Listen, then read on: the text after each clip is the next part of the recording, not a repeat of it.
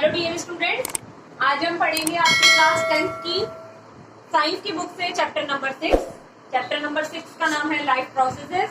कि जितनी भी हमारी लिविंग ऑर्गेनिज्म जो है उनके अंदर जितनी भी लाइफ को जब तक उनका लाइफ स्पान रहता है तो तब तक जितनी भी प्रोसेस कंप्लीट होती है तो उनके बारे में हम आज डिस्कस करेंगे। तो हम सबसे पहले देखते हैं कि लाइफ और अलाइव कि इन दोनों में क्या डिफरेंस है। लाइफ जिनमें मूवमेंट भी हो रहा है जबकि इनमें नहीं होता, और ये रिप्रोडक्शन भी करती हैं।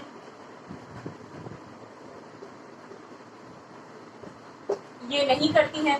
तो हम क्या देखते हैं कि हम पता कैसे लगा सकते हैं, जैसे कि हम ह्यूमन के लिए, डॉग के लिए, काऊ के लिए, अगर काऊ किसी चीज को खा रही है, गाय जो है तो वो खाती है तो वो चबाएगी, तो हम क्या कहेंगे उसे लाइव है वो तो।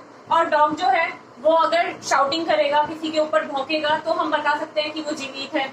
और ह्यूमन बीइंग्स अगर ब्रीथिंग करेंगे तो और चलेंगे फिरेंगे यानी कि मूवमेंट करेंगे तो भी हम क्या कहेंगे कि वो जीवित है। और जब वो सो जाते हैं तब हम क्या कहेंगे उनको कि वो जिंदा है या मर चुके हैं। तो हम उनके बारे में कैसे कैसे पता लगाएंगे कि जो ह्यूमन बीइंग जो है वो ब्रीथिंग तो करते रहेंगे ना,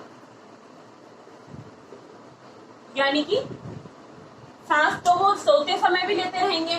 जितने भी जानवर हैं या जितने भी लिविंग ऑर्गेनिजम्स है या एनिमल्स हैं तो वो ब्रीथिंग तो करते रहेंगे, तो वो आते हैं लाइफ के अंदर। और अलाइव क्या होंगे कि जैसे हम लोग मान लीजिए बुक्स ले लीजिए आपकी, या ये जो मेरा व्हाइट बोर्ड है ये ले लीजिए,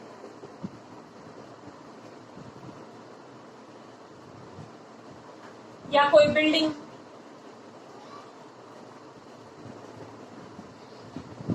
ये क्या होंगी, सभी अलाइव होंगी। अब हम बात करते हैं प्लांट्स के बारे में। तो प्लांट्स भी लाइव हैं या अलाइव हैं? तो हम कहेंगे हाँ भाई लाइव हैं प्लांट्स। तो प्लांट्स हमने कैसे बता दिए लाइव हैं?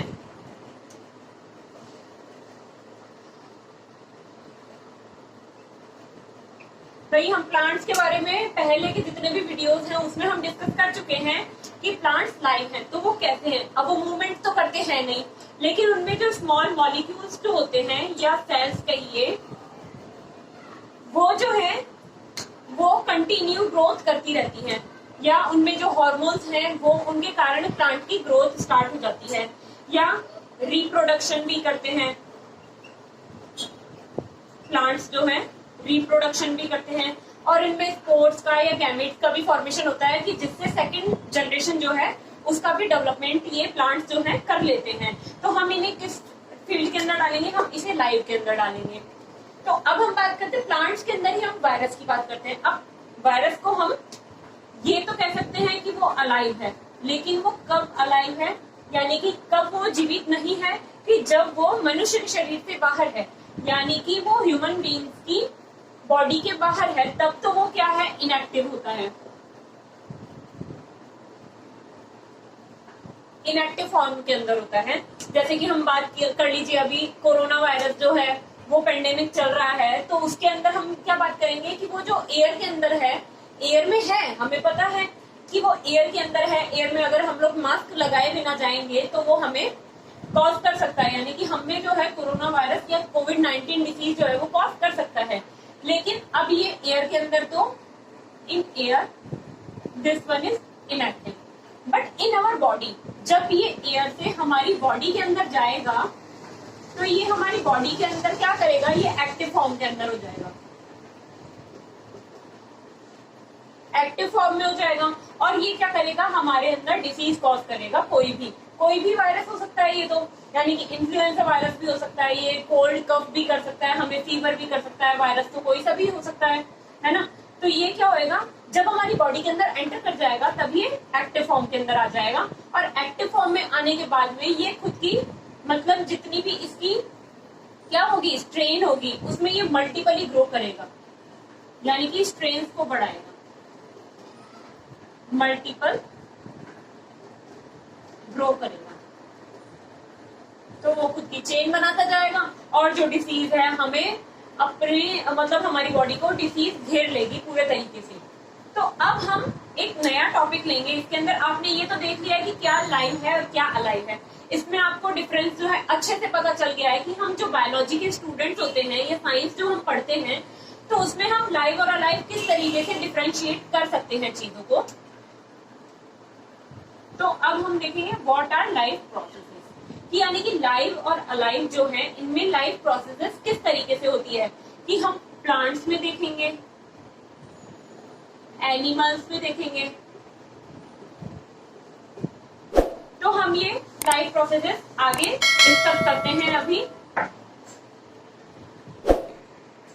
तो हम देखेंगे व्हाट आर लाइव प्रोसेसेस, कि लाइव प्रोसेसेस जो है अगर हम कभी मतलब सोते भी रहते हैं तो ये कंटिन्यू जो है चलती रहती है, यानी कि ये बीच में हमारे अगर हम सो जाएंगे तो ये रुकेंगी नहीं, लेकिन ये कंटिन्यू चलती रहेगी, यानी कि मेंटेनेंस का काम चलता रहेगा हमारी बॉडी के अंदर, inside the body. The maintenance function of living organism, यानी कि ह्यूमन बीइंग और an another animal must go on even when they are not doing anything particular, यानी कि कोई भी लिविंग ऑर्गेनिज्म, यानी कि लिविंग ऑर्गेनिज्म या लिविंग बीइंग जो कुछ भी किसी वक्त के लिए कुछ भी नहीं कर रहा होता है, even when we are just sitting in a class, यानी कि हम सिर्फ क्लास के अंदर सिर्फ प्रेजेंट बैठे हैं, even if we are just asleep, यानी कि सिर्फ हम ठीक ठाक बैठे हुए हैं, यानी कि ना ही तो हम सो रहे हैं ना ही हम तरीके से कुछ कर रहे हैं काम।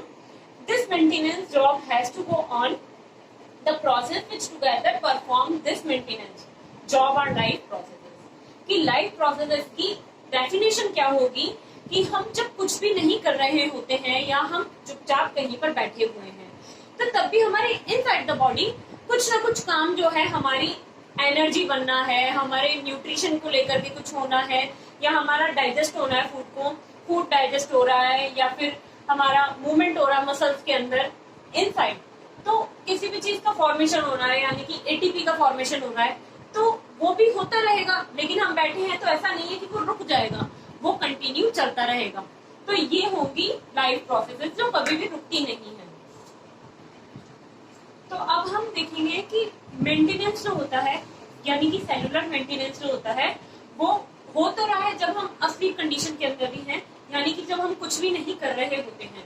तो उसके बाद में हम क्या देखते हैं कि इस मेंटेनेंस को करने के लिए हमें बाहर से कुछ चीजों की जरूरत होती है, यानी कि are needed to prevent damage and break down, यानी कि डैमेज रोकने के लिए, यानी कि किसी भी बॉडी के अंदर जो है डैमेज, सेल्यूलर डैमेज जो है उसको रोकने के लिए, और ब्रेक डाउन रोकने के लिए, ब्रेक डाउन जो हो रहा है केमिकल्स का उसको रोकने के लिए energy is needed for them, यानी कि एनर्जी की जो है हमें जरूरत पड़ती है। अब वो एनर्जी जो है वो हमें कहाँ से मिलेगी, वो एनर्जी हमें मिलेगी जो हम आउटसाइड से फूड लेते हैं। तो फूड हम जब लेंगे तो हमें एनर्जी मिलेगी, किस फॉर्म के अंदर, एटीपी की फॉर्म के अंदर। तो जो हम फूड लेते हैं, तो फूड हमने लिया और इससे हमें कुछ एनर्जी मिल गई किसी काम को करने के लिए, या अंदर जो सेलुलर रिएक्शन जो चल रही है हमारी बॉडी के अंदर उनको करने के लिए हमें फूड की जरूरत होगी। तो इस प्रोसेस को तो हम क्या कहेंगे, न्यूट्रिशन। बाद में हम नेक्स्ट वीडियो में हम ये भी बात करेंगे कि न्यूट्रिशन जो होता है वो भी फर्दर डिवाइडेड होता है इनटू 2 ग्रुप्स,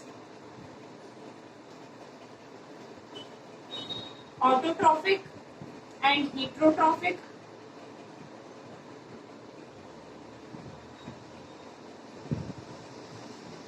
और आप आगे की क्लासेस में आ जाएंगे तो आपको पता चलेगा वो कीमोट्रॉफिक भी होता है, लेकिन कीमोट्रॉफिक जो होता है वो अभी हम डिस्कस नहीं करेंगे, क्योंकि आगे वाली आपकी हायर लेवल वाली जो क्लासेस होंगी उनके अंदर आएगा, तो इसे अभी हम छोड़ देते हैं। तो हम यहाँ तक देखेंगे कि न्यूट्रिशन की जो बात है, कि न्यूट्रिशन अगर हम लेंगे, यानी कि फूड हम लेंगे तो हमें एनर्जी मिलेगी, और एनर्जी मिलेगी तो हमें एटीपी मिलेगी, एटीपी मिलेगी तो हमारे अंदर सेल्यूलर रिएक्शन जितनी भी होगी बॉडी के अंदर, तो वो हमें करने के अंदर बहुत ज्यादा एनर्जी की जरूरत होती है, तो वो हमें एटीपी प्रोवाइड करवाएगी। अब एटीपी की फुल फॉर्म मैं आपको बता दूं, एडिनोसिन ट्राइफॉस्फेट।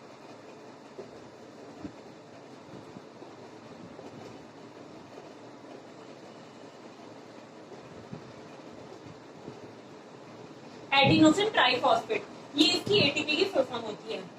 तो अब ये जो हमारा न्यूट्रिशन होता है, तो न्यूट्रिशन जो हम आउटसाइड से लेते हैं, यानी कि इनर बॉडी के अंदर जब हम आउटसाइड से यानी कि बाहर से जब हम न्यूट्रिशन लेते हैं तो वो कार्बन बेस्ड न्यूट्रिशन होता है। यानी कि हमारा जितना भी फूड होता है वो कार्बन बेस्ड फूड होता है, कार्बन बेस्ड फूड होता है, तो उसे हम कहते हैं कार्बन बेस्ड न्यूट्रिशन हम कहेंगे। क्योंकि कार्बन तो जितनी भी हमारी लिविंग ऑर्गेनिजम्स के अंदर जितनी भी रिएक्शंस होती हैं तो उनके अंदर हमें कार्बन की जरूरत तो पड़ेगी ही पड़ेगी। और फिर क्या आता है हमारे कि इस कार्बन के साथ साथ हमारे बॉडी के अंदर ऑक्सीडाइजिंग और रिड्यूसिंग रिएक्शंस भी होती रहती है कि जितने भी मतलब आपने देखे हैं डैमेज को रोकने के लिए और ब्रेक डाउन करने के लिए कुछ मॉलिक्यूल्स जो होते हैं, यानी कि जो बड़े मॉलिक्यूल्स होते हैं जैसे कि लिपिड होता है, ग्लूकोज होता है या फैट्स होते हैं, कार्बोहाइड्रेट्स होते हैं, तो उनका क्या होता है, मॉलिक्यूल का ब्रेक डाउन होता है। वो छोटे छोटे पार्टिकल्स में टूटते हैं, तब जाकर के हमारा फूड जो है वो डाइजेस्ट होता है। तो वो फूड जो है डाइजेस्ट भी हो गया, यहाँ पर न्यूट्रिशन का भी काम हो गया, फिर हमारे डाइजेशन का भी काम हो गया है। और फिर हम देखते हैं ऑक्सीडाइजिंग और रिड्यूसिंग जब रिएक्शन साथ साथ होती है तो वो क्या करती है, ब्रेक डाउन करती है कुछ मॉलिक्यूल्स का। अब जब वो ब्रेक डाउन करेगी मॉलिक्यूल्स का तो तब क्या होगा, रेस्पिरेशन की जो क्रिया है, फंक्शन, रेस्पिरेशन का जो फंक्शन है वो हमारी बॉडी के अंदर स्टार्ट हो जाता है कि जब ऑक्सीजन के जो मॉलिक्यूल्स हैं ये रिएक्शन जब करने लग जाते हैं ग्लूकोज के मॉलिक्यूल्स और वाटर के साथ में, तो क्या होता है, वो रेस्पिरेशन होता है। यानी कि जो हम सांस लेते हैं तो वो श्वसन की क्रिया जो होती है वो यहाँ से स्टार्ट होती है, ऑक्सीडाइजिंग एंड रिड्यूसिंग रिएक्शन जब कंप्लीट होने लग जाती है तब हमारे रेस्पिरेशन की क्रिया जो है स्टार्ट होने लग जाती है लिविंग ऑर्गेनिज्म के अंदर। तो हम आगे चलते हैं। अब तो क्या हुआ कि रेस्पिरेशन जो हो रहा है, कि रेस्पिरेशन क्यों हो रहा है, सेल्यूलर नीड्स के लिए। सेल्यूलर जितने भी हमारे आप कह लीजिए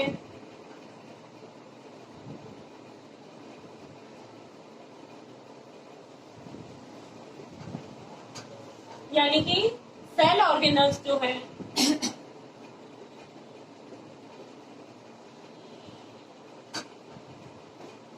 सेल ऑर्गेनल्स जो है उनको एनर्जी प्रोवाइड करवाने के लिए रेस्पिरेशन की क्रिया संपूर्ण होती है लिविंग ऑर्गेनिजम्स के अंदर। In case of single cell organism, हम जब सिंगल सेल ऑर्गेनिजम्स की बात करते हैं यानी कि जिनमें सिंगल सेल्स है, यानी कि वो क्या है, प्रोकैरियोट्स।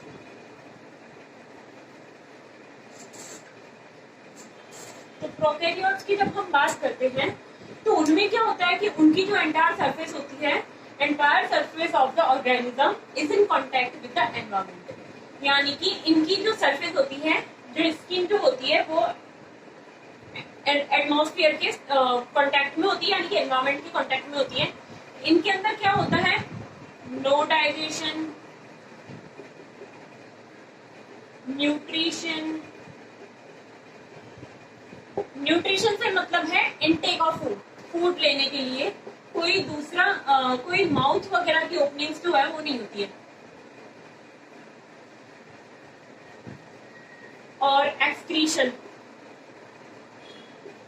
यानी कि वेस्ट मटेरियल जितना भी है वो बॉडी से बाहर जाने का जो रास्ता होता है उसे हम कहते हैं, प्रोसेस को एक्सक्रीशन कहते हैं। तो इसमें डाइजेशन, न्यूट्रिशन और एक्सक्रीशन, इन सब के लिए अलग अलग ओपनिंग या अलग अलग सिस्टम जो है वो इनके अंदर डेवलप नहीं होते हैं। सिंगल सेल की हम बात कर रहे हैं, लेकिन मल्टी सेल्यूलर ऑर्गेनिजम्स जो होते हैं उनके अंदर तो ये सब होते हैं। तो उनमें किस तरीके से होता है, हमने पहले जो लिया था वो जनरल एनिमल्स के लिए लिया था, लेकिन अब हम यूनिसेल्यूलर और मल्टी सेल्यूलर की जब हम बात करते हैं तो मल्टी सेल्यूलर में क्या होता है कि टिश्यूज जो होते हैं वो डेवलप हो जाते हैं, उनमें टिश्यू सिस्टम होता है। तो टिश्यू सिस्टम क्या होता है कि जब सेल्स जो होती है सेम होती है साइज में, शेप में एंड फंक्शन में, तो वो क्या करती हैं, एक ग्रुप बना लेती हैं। तो उस ग्रुप को हम क्या कहते हैं, टिश्यू। ग्रुप्स का फॉर्मेशन करती है, यानी कि जो सेम साइज, सेम शेप और सेम फंक्शन करने वाली जो सेल्स होती हैं वो एक ग्रुप बना लेती हैं, उस ग्रुप को हम क्या कहते हैं, टिश्यू कहते हैं। और टिश्यू का पूरा एक, यानी कि हम देखेंगे टिश्यू के भी कितने पार्ट होते हैं, नर्वस टिश्यू, नर्वस टिश्यू है, कार्टिलेज, कार्टिलेजिनस,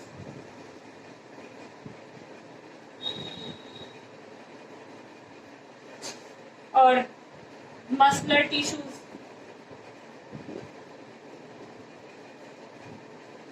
तो ये जो है अलग अलग काम करते हैं। जो टिश्यूज हैं तो वो मल्टी सेल्यूलर के अंदर टिश्यूज आ जाते हैं। तो ये क्या करते हैं, यानी कि गैसेस का एक्सचेंज जो होता है वो भी यही करेंगे।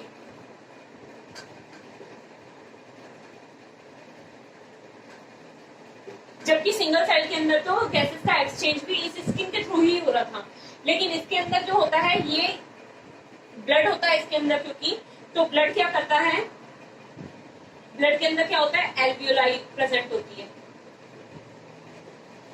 एल्वियोलाई के अंदर जो गैसेस का एक्सचेंज होता है, यानी कि कार्बन डाइऑक्साइड तो बाहर जाती है और O2 अंदर की ओर आती है।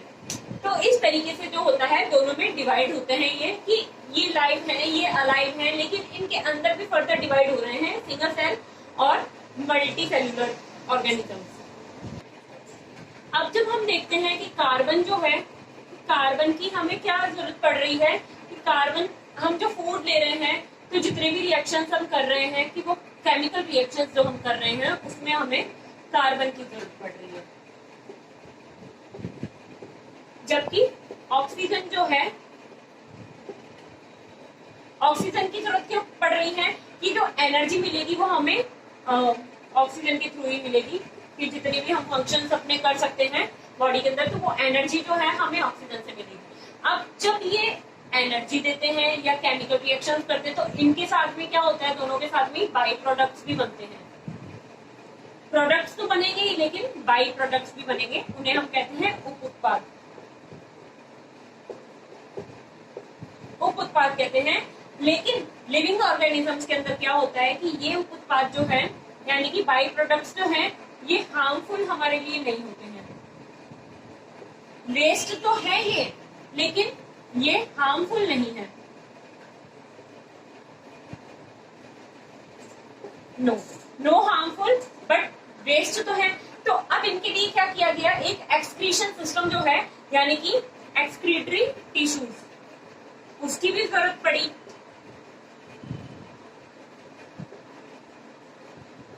तो उनका भी डेवलपमेंट हुआ। तो जितना भी डाइजेस्टेड फूड जो होता है वो एक्सक्रीटरी सिस्टम में जाने के लिए एक्सक्रीटरी टिश्यू से होता हुआ वेस्ट के तौर पर हमारे रेक्टम या फिर एनस जो होता है एनिमल्स में, उसके थ्रू ये बाहर एटमॉस्फेयर में निकल जाता है। तो ये टॉपिक आपका इतना कवर हो जाता है। इसके बाद में हम सेकंड टॉपिक पढ़ेंगे, न्यूट्रिशन। नेक्स्ट टॉपिक होगा हमारा न्यूट्रिशन। तो उससे पहले आप इसको पढ़िए और इस वीडियो को जाकर के लाइक कीजिए, सब्सक्राइब कीजिए इस चैनल को एंड शेयर कीजिए अपने दोस्तों के साथ में, एंड कमेंट बॉक्स के अंदर आप अपनी क्वेरीज को पूछिएगा जरूर। तो थैंक यू, और बेल आइकन को भी प्रेस कीजिएगा। Thank you and bye bye.